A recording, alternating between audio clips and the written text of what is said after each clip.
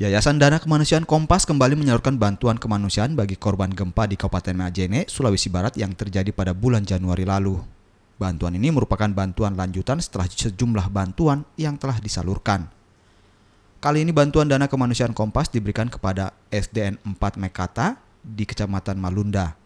Bantuan berupa gedung sekolah diberikan agar siswa di sekolah tersebut bisa kembali belajar setelah gedung sekolah mereka rusak akibat gempa. Pasca bencana gempa di Sulawesi Barat, 15 Januari 2021, kami menemukan SD Negeri 04 Mekata, Malunda, Kabupaten Majene, Sulawesi Barat ini dalam kondisi yang rusak berat. Kondisi bangunan roboh.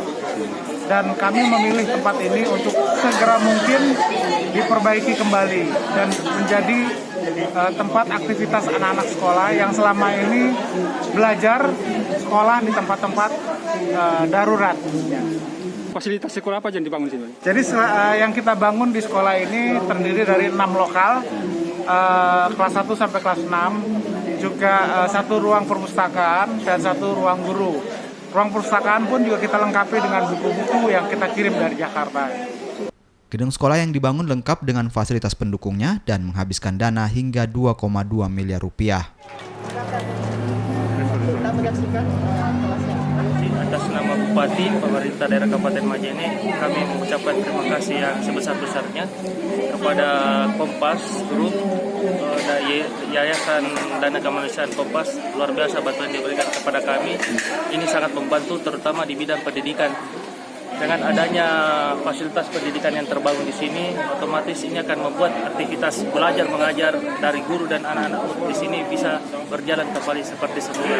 Sehingga sesuai dengan visi kami, unggul, mandiri, dan religius, ini salah satunya adalah hulunya adalah di bidang pendidikan. Dengan terbangunnya infrastruktur pendidikan, terutama di Kecamatan Malunda ini, kami mengucapkan terima kasih yang sebesar-besarnya. SD Negeri 4 Mekata merupakan salah satu sekolah yang mengalami kerusakan terparah setelah diguncang gempa.